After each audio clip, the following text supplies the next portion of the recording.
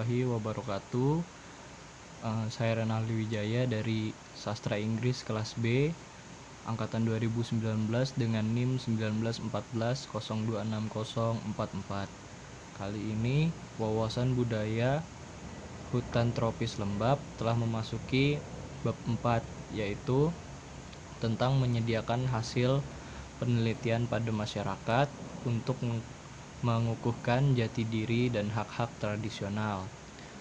Untuk reviewnya sendiri yang dilakukan oleh C. Yus Ngabut, yaitu sastra lisan Baku suku Kenya Bakung di Desa Long Apan Baru. Oke, pada bab ini berfokus pada suku Dayak Kenya Bakung yang tinggal di Desa Long Apan Baru atau Long Aran di Kecamatan Long Pujungan. Akhir-akhir ini masyarakat Bakung menetap di Long Apan atau di Sungai Lurah, dan terakhir pindah ke Long Aran sekitar tahun 1969. Oleh karena itu, Desa Long Aran lebih dikenal sebagai Long Apan Baru. Hingga detik ini, sastra lisan Bakung tidak banyak didokumentasikan dan dapat dipastikan bahwa sastra ini akan punah apabila tidak ada usaha-usaha atau upaya-upaya untuk melestarikannya.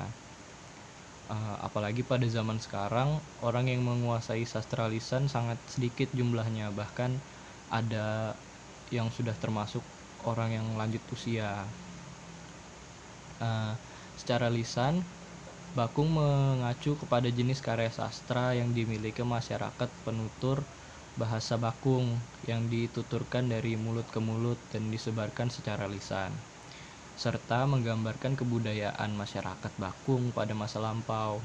Fungsi yang tertera di dalam lisan Bakung antara lain sebagai hiburan dan pengisi waktu senggang, yaitu juga sebagai alat pendidikan dan penerus nilai-nilai luhur, lalu sebagai alat menyatakan kehendak atau keinginan yang berhubungan dengan dunia magis, dan terakhir yaitu sebagai alat untuk berkomunikasi antar sesama masyarakatnya.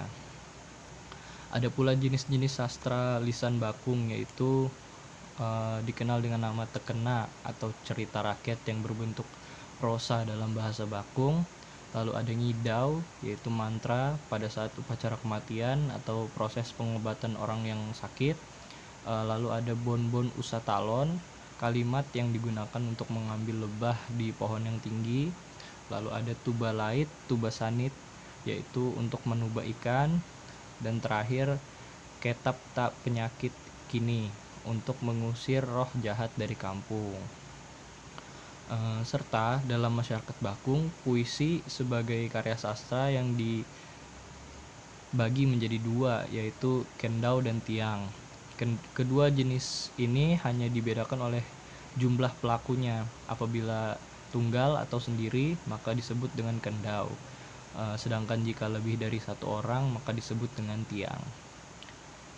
Dua jenis sastra ini biasanya digunakan pada saat resepsi atau acara perkenalan adat khusus, dan teks dalam prosa kendau maupun tiang sendiri biasanya diambil berdasarkan tekena atau cerita rakyat yang berbentuk prosa tadi. Tekena juga dibagi lagi menjadi beberapa tema, yaitu diantaranya ada tekena laking kuyang ngan lenjau atau cerita orang tentang hutan dan harimau.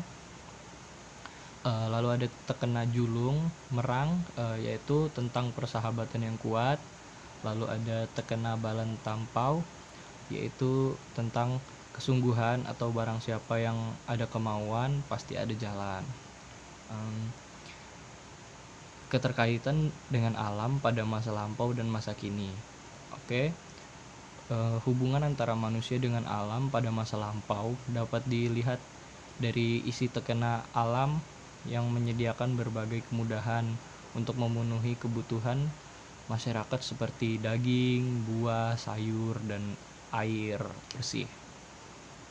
Hal ini dapat disimpulkan dari isi tekena alam tentang alam masa kini adalah bahwa alam masih tetap menyediakan berbagai kemudahan untuk memenuhi kebutuhan masyarakat maupun individu. Dan pelajaran yang dapat saya ambil dari bab 4 ini adalah menginventarisasikan jenis-jenis sastra lisan yang ada, lalu mengetahui kedudukan dan fungsi sastra lisan. Ya, ketiga, menyelamatkan tekena maupun cerita rakyat Bakung dari kepunahan dengan cara menerjemahkan berbagai tekena dalam bahasa Indonesia. Lalu memasuki pembahasan yang kedua, yaitu lagu-lagu dan alat musik Dayak Kenya, Lepomaat oleh Daniel Lawing. Untuk reviewnya sendiri, lagu dan musik adalah unsur penting yang menjadi bagian dari masyarakat Kenya Lepomaut. Hal ini terbukti dari hampir dalam setiap kegiatan keseharian, bahkan upacara selalu ada lagu dan musik yang mewarnainya. Dalam adat Kenya Lepomaut ada 5 golongan atau kategori lagu secara garis besarnya, yaitu lagu belian, lagu silun, londe, uyau along, dan melalu. Jika tadi adalah lagunya, maka selanjutnya adalah alat musik yang digunakan, yaitu ada 3 jenis. Yang pertama alat musik petik, terdiri dari sambi, lutung, odeng talung, jaran. Lalu ada juga alat musik pukul, yaitu geng galeng. Lalu ada alat musik tiup yang terdiri dari kediri dan bulok.